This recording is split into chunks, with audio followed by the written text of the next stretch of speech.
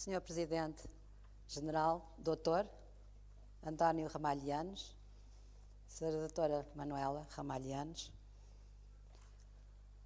magnífico Reitor da Universidade de Coimbra, Professora Amílcar Falcão, Senhora Presidente do Conselho Geral da Universidade de Coimbra, Doutora Gabriela Figueiredo Dias, Senhor Presidente da Câmara Municipal de Coimbra, Senhores membros dos órgãos da Universidade de Coimbra e das respectivas unidades orgânicas, senhores professores, senhores trabalhadores da Universidade, senhores estudantes, senhora Presidente do Banco da Fundação Santander Portugal, amigos, senhoras e senhores, a minha primeira palavra é, obviamente, de agradecimento.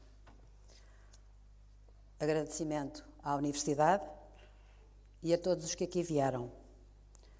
Em especial, quero agradecer, do fundo do coração, a presença do Sr. General Ramalhianes e da Doutora Manuela Yanes, que sempre me distinguem com uma presença e uma amizade que me sensibilizam profundamente. Agradeço muito também ao Sr. Reitor. Cumprimento o Sr. Reitor pela sua reeleição como Reitor da Universidade e desejo vivamente o maior sucesso neste seu segundo mandato. Permita-me em particular que lhe diga que desejo que possa, durante o seu mandato, fortalecer-se a natureza da Universidade de Coimbra como Universidade de Investigação, o que percebo ser um dos seus grandes objetivos, e desejo que o Sr. Reitor e toda a equipa que o acompanha tenham o maior sucesso na consolidação e no prestígio da Universidade de Coimbra. Agradeço a todo o júri pela imensa generosidade com que me tratam. Agradeço muito as palavras que ouvi, Sra. Presidente do Conselho Geral, Sra. Presidente da Fundação Santander Portugal, Sr. Professor Carlos Robalo Cordeiro. Eu não tenho palavras para lhe significar o que vai dentro de mim, depois daquilo tudo que lhe ouvi. O Sr. Professor conseguiu até referir alguns factos da minha vida que eu, se calhar, já não recordava com muito pormenor e estou-lhe profundamente reconhecida. Devo confessar que não me reconheço necessariamente, acho que disse muito mais do que aquilo que eu mereço. Estou-lhe profundamente reconhecida. Agradeço muito, muito à Universidade de Coimbra, que hoje celebra os seus 733 anos. Centenas de anos de altíssimos serviços prestados ao ensino, à ciência e ao nosso país. Sempre soube que a Universidade de Coimbra detém uma folha única de presença e de influência na história e no prestígio do nosso país. Sempre soube porque a Universidade de Coimbra interfere na minha existência desde que eu existo.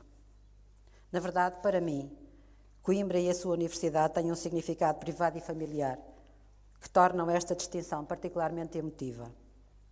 Eu sou um produto, academicamente falando, de outra universidade, mas os meus pais formaram-se ambos em Direito na Universidade de Coimbra e sou filha e neta de doutores desta universidade. O retrato do meu avô paterno está, aliás, exposto perto do sítio onde estamos agora. Quando chegou o momento de entrar na universidade, eu própria, só havia então 2 escolas de Direito, na Universidade de Coimbra e na Universidade de Lisboa, e porque a minha mãe sempre me falava da superioridade dos mestres de Coimbra, enumerando-os com uma insistência especial sempre no Dr. Manuel de Andrade, ainda tentei colocar a hipótese de fazer a escolha correspondente. Mas vivíamos então em Lisboa e a minha pretensão não teve seguimento. Mas se não me formei aqui, foi em Coimbra muito mais cedo que aprendi a falar, a andar e a ler. Passei aqui os anos da minha infância. Os meus espaços desses tempos são uma casa na Avenida Bissaia Barreto e toda essa avenida, a Quinta das Sete Fontes, o Penedo da Meditação e o Colégio do Amor de Deus, que frequentei então. A primeira vez que estive aqui nesta sala, tinha 8 anos, quando ao meu pai foram impostas as insígnias doutorais, e apesar de nos terem separado, éramos 3 irmãos, 2 estavam lá em cima e 1 cá em baixo, parece que os meus irmãos e eu não nos portámos com a compostura que a nossa mãe desejava. Não seria precisa esta intensa ligação para eu me sentir profundamente reconhecida ao Sr. Reitor e à Universidade pela honra que hoje me concedem, mas afinal sou, em alguma medida, também uma criação desta Universidade, já que foi aqui que os meus pais se conheceram. Permitirão algumas reflexões a uma jurista que andou pela política e que por ela foi conduzida aos setores da saúde e da ciência. Não me lembro de ter hesitado muito quando me vi obrigada, terminado o que é hoje o 9º ano de escolaridade, a escolher a área do que seriam os meus estudos universitários. Estava fora de questão a ideia de que não continuasse a estudar. A minha mãe e as irmãs dela tinham todas feito estudos superiores e até a avó materna da minha mãe se tinha formado em medicina em 1891, facto que não perco nenhuma ocasião de sublinhar. Orgulho muito dele. Certamente pesou que o direito era a área de formação dos meus pais, como de vários outros membros da minha família, com uma ideia que certamente tinha de que o direito é sobre a justiça, sobre a definição de regras e de princípios, sobre a organização da sociedade e do respeito pelas pessoas. Entrei na faculdade em 1966, ainda então as alunas eram muitíssimo menos do que os alunos, e esse era um fator que pesava no dia-a-dia e que continuou a pesar quando me tornei a primeira mulher assistente na minha faculdade, convidada para o efeito nas mesmas condições que os meus colegas homens. Nada, apesar de tudo, que se pudesse comparar com a experiência da minha mãe quando entrou para a Faculdade de Direito de Coimbra. De uma família que vivia no Porto, a opção pelo direito obrigou a vir viver para Coimbra, longe dos pais, quando tinha 16 anos. Veio então aqui com o meu avô para prestar provas de admissão à faculdade. Cruzaram-se com o ilustre mestre de Direito, que o meu avô conhecia, e que, informado das razões da presença em Coimbra, disse na frente da jovem, cheio de pena: "Coitadinha, é muito difícil." Eu ainda ouvi, uma vez também, de um mestre em plena aula, em Lisboa: "Seria natural que as senhoras fossem para a escola ali da frente." Na Universidade de Lisboa, as faculdades de Direito e de Letras estão situadas uma em frente à outra. Quando me formei antes do 25 de Abril e me tornei logo assistente, provavelmente estaria destinada a uma carreira docente em Direito, como foi, aliás, também já dito. De qualquer maneira, não me passava pela cabeça que não seria uma jurista dedicada toda a minha vida, como era a minha mãe e como viriam a ser as minhas irmãs. A formação transformou-me na jurista que eu sou hoje. Quando adquiro conhecimentos, quando raciocino, quando avalio e contraponho possibilidades, eu sou sempre essa jurista. E foi nessa qualidade que trabalhei nos meus primeiros anos de atividade profissional.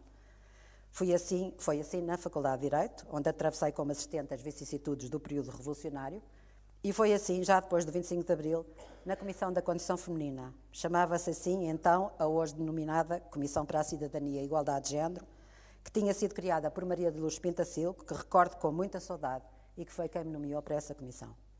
Na verdade, era uma jurista ainda recente, quando tive o enorme privilégio de fazer parte da Comissão de Revisão do Código Civil, já foi referido, que em 1976 e 1977 preparou a adaptação do Código Civil à Constituição.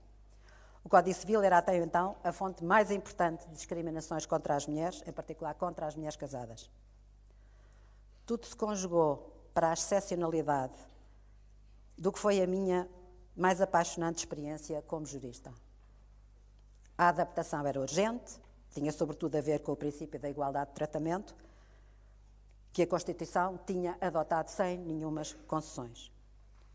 A comissão era presidida pela professora Isabel Magalhães Colasso, minha ensino-mestre na Faculdade de Direito de Lisboa, e dela fazia parte, e de quem tenho também muita saudade, e dela fazia parte o professor Francisco Pereira Coelho, o insigne-mestre da Faculdade de Direito desta Universidade, grande especialista de Direito Civil, com particular interesse e cultivo do direito da família.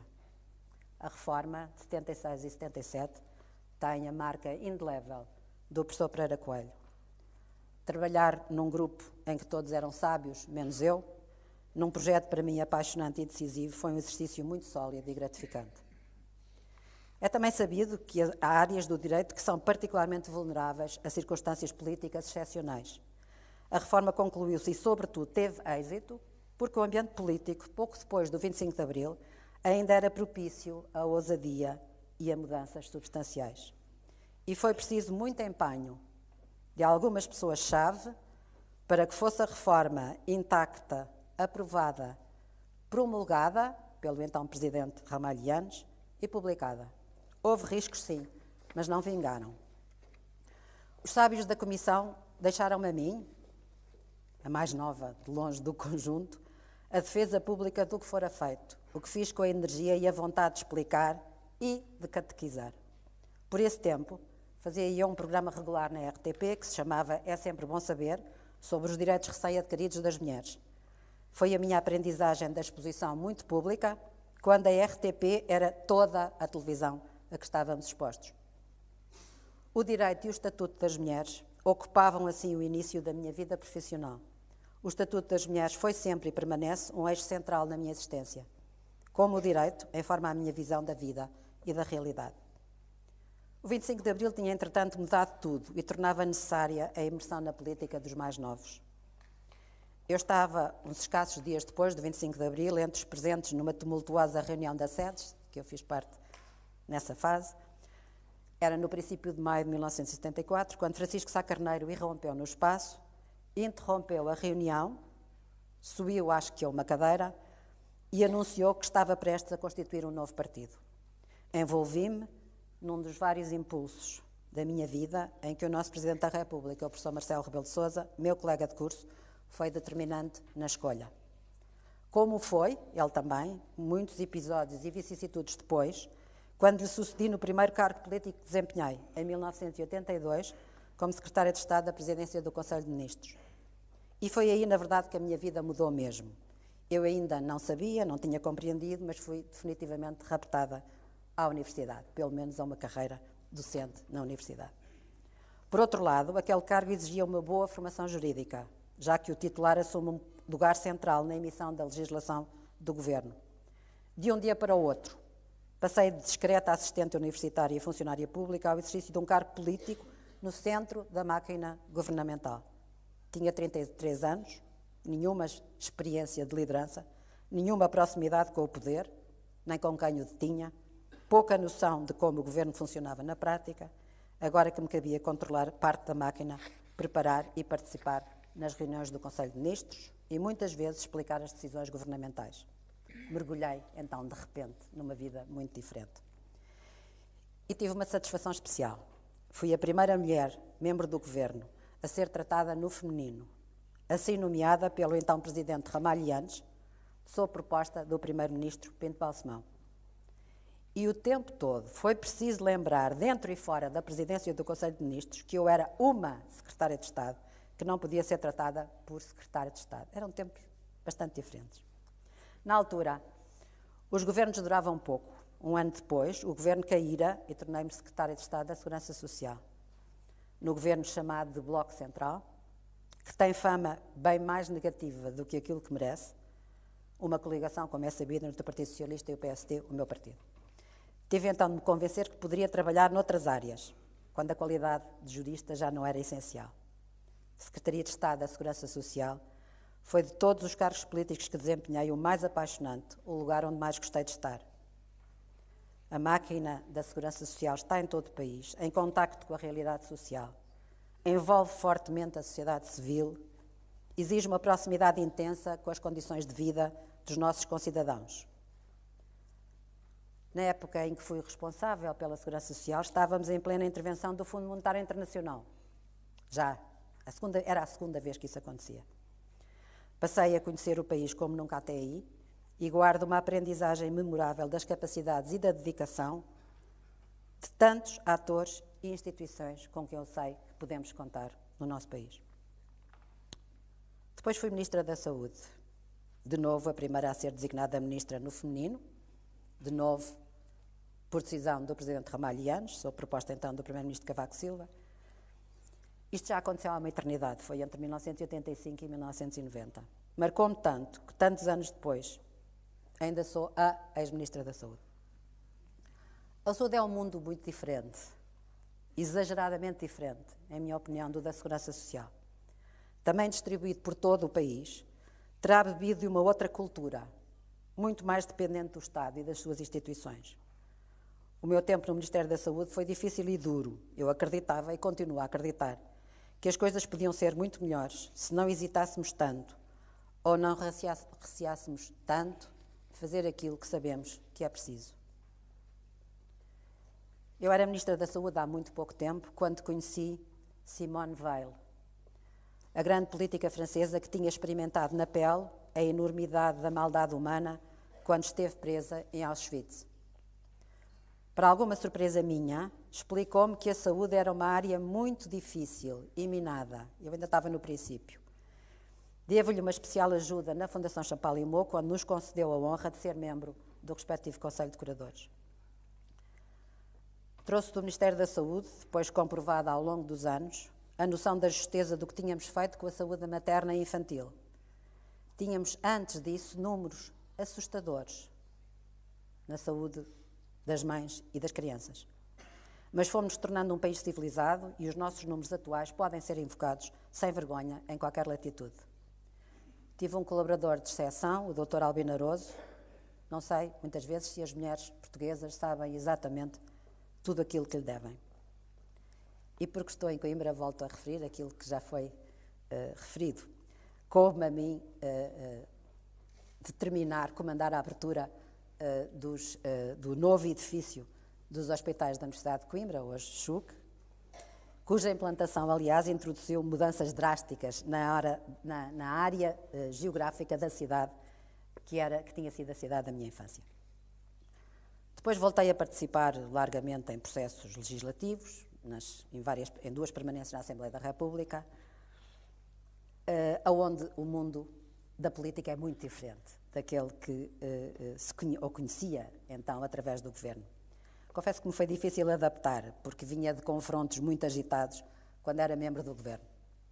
Nem percebi muitas vezes que as pessoas de outros partidos se aproximavam de mim para me cumprimentar simpaticamente, tão habituada que estava, no meu tempo de governo, à dureza das trocas e das acusações. Mas recordo com saudade múltiplas horas de trabalho em comissões parlamentares e as palavras que ouvi de todas as bancadas no plenário no dia em que fechei para mim a política ativa que aconteceu em 2005. Este fim da vida política ativa foi-me facilitado pelo facto de ter então havido uma dissolução da Assembleia da República. A Fundação Champalimau estava prestes a exigir o essencial do meu tempo e não seria para mim possível continuar a ser então deputada. Mesmo que eu tenha levado tempo a olhar para mim própria como política, mesmo que essa vida tenha ficado lá longe, a intervenção no espaço público ocupa tanto espaço na minha vida que me torna impossível falar dela sem assumir essa dimensão. Nunca ambicionei os cargos que me estiveram atribuídos, nem quaisquer outros. É certo que fui ganhando experiência e segurança, mas nem por isso desejei eternizar-me neles e julgo ter cumprido o que pode ser exigido a qualquer cidadão e também por isso terei sido privilegiada. Seria bom que fôssemos capazes de trazer para a política os melhores, como aconteceu nos primeiros anos da democracia, estabelecendo mais incentivos e menos ameaças, mais condições e menos perturbação nas suas vidas e nas dos seus familiares.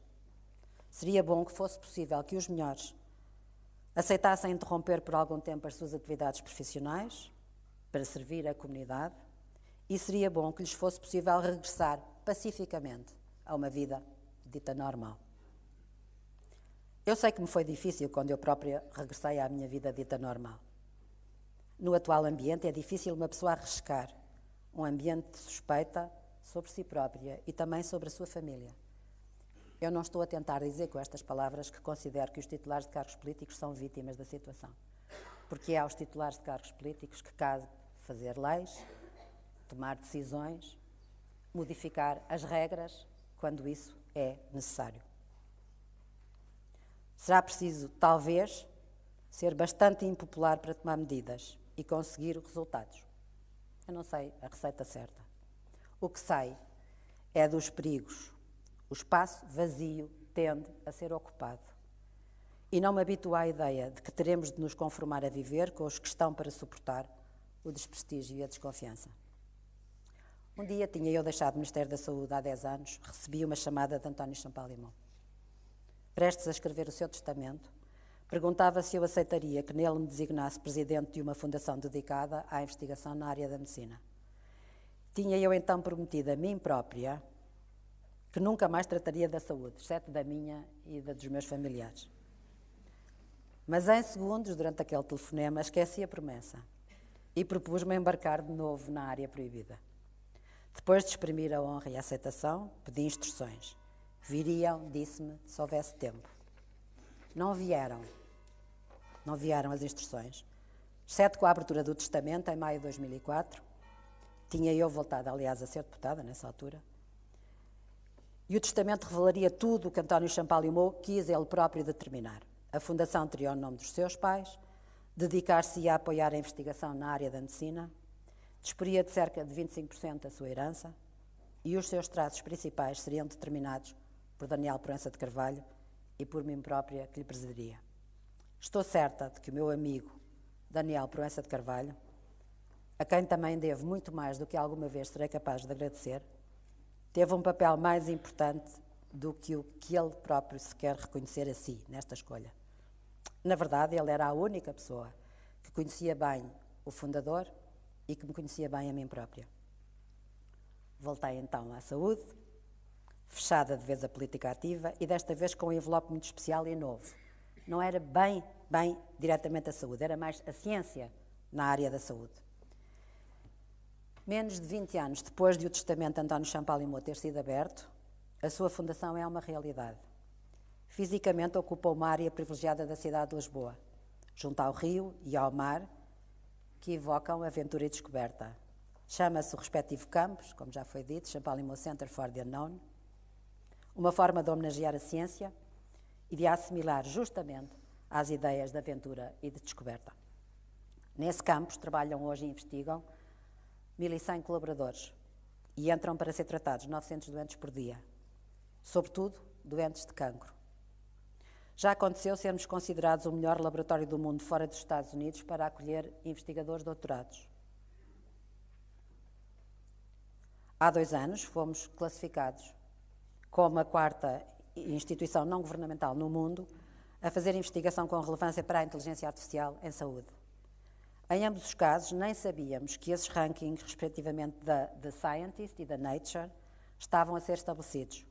Mas eles funcionam como estímulos para fazer mais e empurram-nos para um grau máximo de exigência. Somos um fator de atração para Portugal e de manutenção no nosso país de profissionais muito qualificados. O nosso principal financiador exterior à Fundação é a União Europeia. Somos um dos laboratórios europeus com mais bolsas do European Research Council per capita e temos o único clínico em Portugal que tem uma dessas bolsas. Apoiar a pesquisa científica na área da medicina. Foi a expressão utilizada por António Champalimau no seu testamento, a única instrução que recebemos dele sobre o que devemos fazer. Tivemos de escolher o perfil da forma de funcionamento da Fundação, as áreas em que funciona, já foram referidas, mas eu quero referir um ponto especial do respectivo perfil, e que é uma questão fundamental e identitária para a Fundação Champalimau. E é esta a primeira reflexão que eu gostaria de vos deixar em torno da ciência.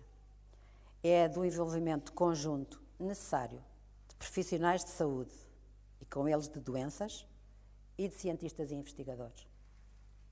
Na Fundação Champalimau estão todos no mesmo edifício, partilham espaços e iniciativas, são constantemente convidados ao cruzamento e à partilha. O próprio edifício, concebido para que essa partilha seja facilitada, é por nós considerado uma espécie de parceiro na nossa atividade. Eu não tinha compreendido, antes disto tudo ter começado, como os mundos das ciências da vida e da medicina estão culturalmente distantes e quase sempre também fisicamente distantes, mesmo às vezes sob o chapéu da mesma grande instituição. Talvez seja mesmo preciso, desculpem-me falar assim, não pertencer nem a um nem a outro, para questionar as distâncias e imaginar que é preciso e possível destruir essas distâncias. Neste contexto, compreende-se a importância vital daqueles que detêm simultaneamente a qualidade de mérito e de cientista, que chamamos MDs, PhDs, são infelizmente seres raros, sobretudo se também quisermos que os médicos exerçam de facto como clínicos. Durante o processo de determinação do que deveria ser a Fundação, começava a falar-se muito de investigação translacional, um conceito que é muito próximo e muito conhecido do magnífico reitor da Universidade de Coimbra. Era fácil perceber, continua a ser fácil perceber, como a ciência é mais atraente para as pessoas comuns, para os cidadãos que com os seus impostos pagam a ciência, se estiver ligada à medicina, à prevenção e ao tratamento de doenças. Mas, apesar de tudo, parecia que os respectivos mundos não necessitavam de proximidade física. Hoje percebo que esta proximidade física, que facilita a proximidade cultural, o objetivo, foi pioneiramente adotada na Fundação Champalimau. E sei que é uma questão que precisa de esforços e de determinação constantes. E não deve, em circunstância nenhuma, fazer questionar a importância da investigação fundamental a que também estamos dedicados na Fundação Champalimau. A noção de que é precisa esta proximidade entre a ciência da vida e a medicina, as ciências da vida e a medicina, e de que é difícil e rara, é agora bem confirmada pela surpresa e admiração que causa em prestigiados laboratórios que se aproximam de nós e desejam connosco proceder a experiências e ensaios para que têm muita dificuldade em encontrar parceiros. Estamos agora a abrir um centro especificamente dedicado à investigação e ao tratamento do cancro do pâncreas, aquele que todos temos mais razões para temer, e o próximo passo em que estamos envolvidos lançará o nosso programa de neurociências na aventura também da translação, alavancado no conhecimento dos nossos cientistas sobre o comportamento e nas nossas capacidades em inteligência artificial. Com médicos e cientistas, explorará as possibilidades de utilização de software para construir meios digitais de terapia para doenças que afetam o cérebro humano. Para isso, procuramos agora o financiamento que ainda não dispomos. Em relação ao edifício do pâncreas, pudemos obter um financiamento de um casal, aliás, não português, Maurício e Carlota Boton, que nos doaram para o efeito 50 milhões de euros. Queria ainda fazer 3 breves reflexões no contexto das escolhas em ciência. A ciência floresce quando pode haver cooperação no interior das instituições e entre as instituições e entre instituições de países diferentes. A ciência é um fator de convívio entre os seres humanos que permite encontrar soluções para muitos fatores de infelicidade dos humanos e que fortalece, no contexto da cooperação que é estabelecida, a ideia de paz, que é certamente uma ideia que hoje está muito especialmente viva, a necessidade da paz nas nossas cabeças. O avanço da ciência depende, em grande parte, da capacidade dos políticos fazerem boas escolhas em prioridades. Infelizmente, aspectos muito importantes para o desenvolvimento da ciência são prejudicados por déficit de conhecimento da realidade e de compreensão dos meios necessários, bem como por sobreposição de questões de outra ordem que tornam a ciência refém. O potencial da cooperação e da competição na ciência nem sempre é suficientemente valorizado. Vem isto a propósito de uma questão que terá tido há 2 dias uma evolução favorável, segundo as notícias que foram publicitadas. O relacionamento, refiro-me ao relacionamento entre a União Europeia e os Estados Unidos. Entre a União Europeia e o Reino Unido. O alcance desta questão é muito abrangente, o relacionamento, evidentemente, entre os dois lados. Sabemos isso muito bem. A questão, fundamentalmente posta pelos políticos, tem a ver, como sabem, com o protocolo sobre a Irlanda do Norte. De certa forma, aliás, a invasão da Ucrânia mostrou, de forma intensa, na minha opinião, como o Brexit nos tornou a todos mais pobres e menos fortes. Aquele relacionamento entre a União Europeia e o Reino Unido é muito importante em relação à ciência. Assunto em que a inclusão do Reino Unido no nosso espaço europeu de ciência, negociada a quando do Brexit, tinha sido colocada pelos políticos como refém da questão da Irlanda do Norte. Se este assunto ficar resolvido, como espero que aconteça, o Reino Unido regressará também à cooperação e à competição em ciência em estreita articulação com o conjunto da União Europeia. E isso fortalece todo o conjunto e é muito importante num quadro global em que o espaço europeu conhece tantos fatores de desvantagem perante outros. Infelizmente, esta questão da ciência tem sido muito pouco falada no contexto, enfim, de todo o relacionamento entre o Reino Unido e a União Europeia. É porque a ciência ainda não tem o nível de importância política que merece. Mas há muitas outras escolhas dos políticos que são muito relevantes para a ciência que sejamos capazes ou que seremos capazes de fazer. A investigação científica supõe uma margem muito importante de liberdade.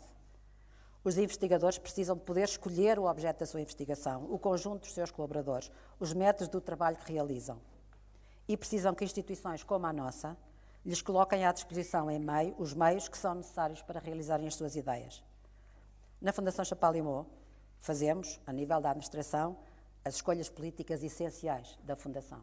As áreas, o perfil, os grandes investimentos. Mas deixamos completamente aos cientistas todas as escolhas que devem caber na sua margem de liberdade. Os métodos de escolha dos próprios cientistas são os internacionalmente consagrados para cientistas. Nenhuma escolha de cientista foi feita pela administração da Fundação, que não conhecia, aliás, eu não conhecia, aliás, ninguém antes da sua contratação como jurista. Um funcionamento assim só é compatível com uma margem elevada de flexibilidade e alguma rotação das pessoas. É essencial à manutenção da capacidade de atualização e de inovação.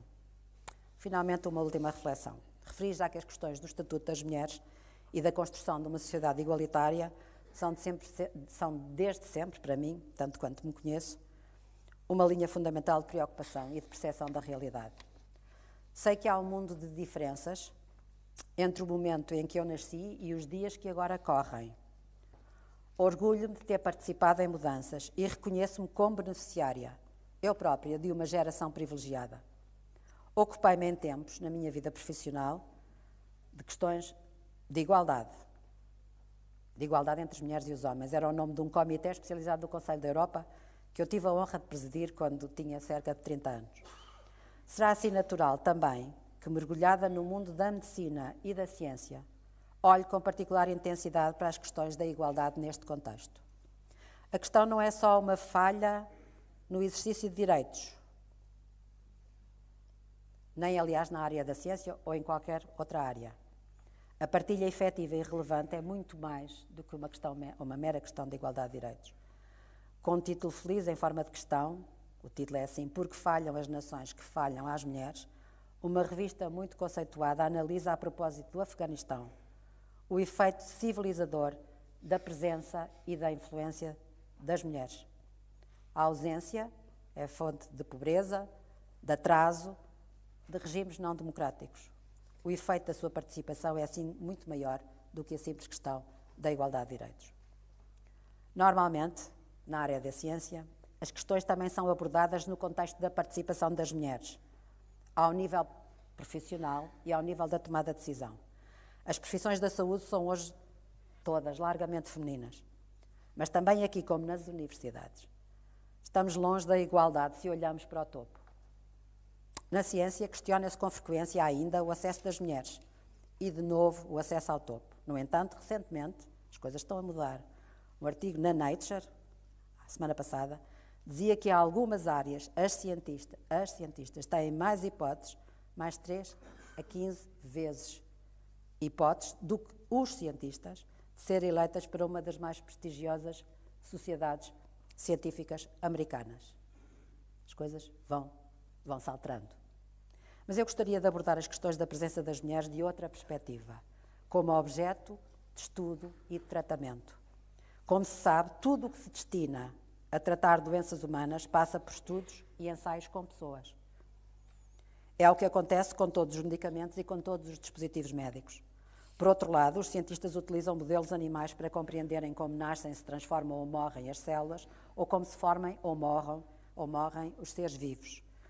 Quer no que respeita aos ensaios com humanos, quer quanto aos estudos em modelos, acontecia não há muito tempo a desconsideração do sexo dos seres objeto de estudo. Mais precisamente, era prática estudar em seres do sexo masculino e presumir, exceto nas áreas das diferenças mais óbvias, que os modelos masculinos, humanos ou não, representavam as características de todos.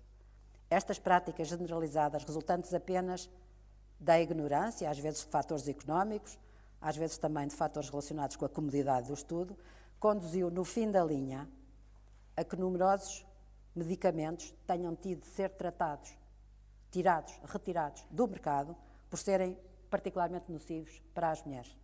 Estou a falar sobretudo dos Estados Unidos, onde estas coisas estão muito bem quantificadas e determinadas. Hoje a situação está muito diferente. Cientistas, sobretudo mulheres, lá está, passaram a alertar para estes perigos. Hoje diz-se que as células, logo elas, têm elas próprias sexo.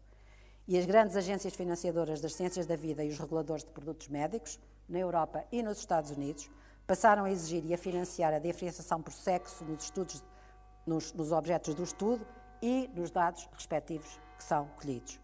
Mas tudo isso é muitíssimo recente e ainda deparo muitas vezes com pessoas que, mesmo muito interessadas nas questões da igualdade entre os homens e as mulheres, ainda não apreenderam ou não sabem isto que eu acabo de vos dizer. A presença assim de mulheres em áreas da investigação não é apenas uma questão de igualdade, é uma questão muito mais profunda e com significado muito mais profundo. A Fundação Champalimau existe porque António Champalimau assim decidiu. Demonstrou então também a excepcional capacidade da sua visão. Uma fundação dedicada à ciência, com meios muito substanciais e um programa muito aberto, e assim capaz de enquadrar atividades em áreas de muito rápida transformação. Pelo outro lado, a Fundação é o resultado da atuação no terreno de uma equipa ampla, cheia de talento e dedicação. Não de mim própria. Devo ao meu colega João Silveira Botelho, amigo de sempre e colaborador dos tempos de participação em governos, que reúne qualidades muito raras de criatividade, capacidade de realização e também, um aspecto que é muito importante, sentido estético, a introdução permanente de soluções originais e criação de coisas novas. E o questionamento também permanente do que fazemos e de como é que podemos fazer melhor. O nosso presidente do Conselho de Curadores, Dr. Daniel Proença de Carvalho, é para nós na Fundação uma presença constante de dedicação, sensatez e ambição nas escolhas. Contamos permanentemente com o seu juízo pessoal e com o conhecimento que detém sobre quem era e o que desejaria o nosso fundador. Como contamos permanentemente com a dedicação, a competência e o interesse do presidente do nosso Conselho Ético, o professor Cardoso da Costa, e também do professor Cunha Vaz, membro do nosso Conselho de Ética e do júri do Prémio António Champalimau de Ciência. E vou concluir. A cada um de nós só é exigida uma esforçada utilização dos seus talentos. Mas a nossa vida também é o resultado de oportunidades que não controlamos, dos relacionamentos que desenvolvemos, da época e das circunstâncias em que vivemos. Eu sei que tenho de agradecer os privilégios de que usufruo. Nasci numa família em que a educação superior das mulheres e a sua presença na vida profissional eram dados não discutíveis. Os meus pais, o meu pai e a minha mãe, exigiam que estivéssemos à altura das capacidades que tínhamos. E não se comoviam facilmente com os nossos êxitos escolares. Nasci de uma mãe que tinha força por todos. Era jurista, dominava o direito, ensinou-me a injustiça das discriminações e o caráter nobre do serviço aos outros. A minha mãe foi quem mais contou na minha educação e quem eu mais admirei na minha vida. Eu tinha 25 anos quando ocorreu o 25 de Abril em Portugal. Era relativamente jovem e pude, com os jovens daquela altura, lançar-me na experiência, na altura apaixonante, da reconstrução das regras no nosso país, do respeito pelos direitos, do respeito pela liberdade. Pertenço à geração também que foi agente e beneficiária da mudança de atitudes em relação ao papel das mulheres, na família, na sociedade e na política. Tenho uma família, o meu marido, os meus filhos e os meus netos, que alimenta a minha necessidade de conciliar todas as dimensões da minha vida e que nunca me tentou limitar na dimensão do que eu possa fazer. Pude encontrar em todas as situações colegas, amigos, colaboradores que me ajudaram a afirmar-me, a aguentar as dificuldades, às vezes, a responder e a avançar. Sr. Reitor, a distinção que hoje me é conferida pela Universidade de Coimbra passa a ocupar um lugar muito destacado na galeria dos privilégios que a vida me foi concedendo. Muito obrigada.